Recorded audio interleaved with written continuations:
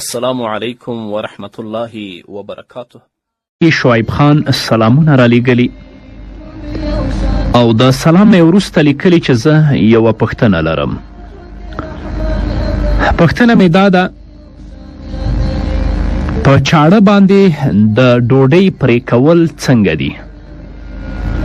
یعنې د اسلام په مقدس دین کې په چاړه باندې د ډوډۍ پرې کول جواز لري او که یې نه لري؟ مناسبه او بهتره دا ده چې حتی الامکان ډوډۍ په چړو او په چاقوګانو باندې پرې نه کړی شي. د یو مسلمان دپاره د ډوډۍ ادب او احترام ډیر ضروري دی،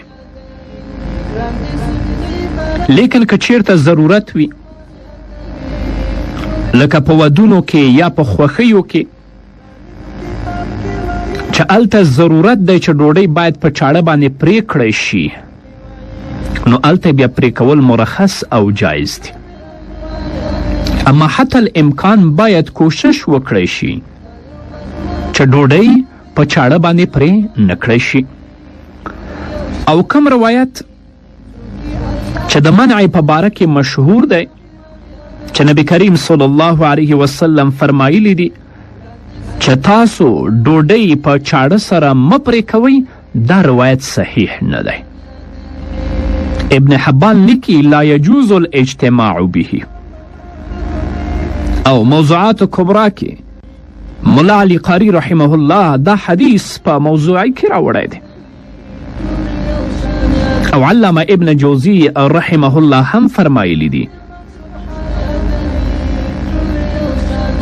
چې کم حدیث د نبی کریم صلی الله علیه وسلم نه د منع په باره کې مشهور دی، هغه حدیث صحیح حدیث نه دی.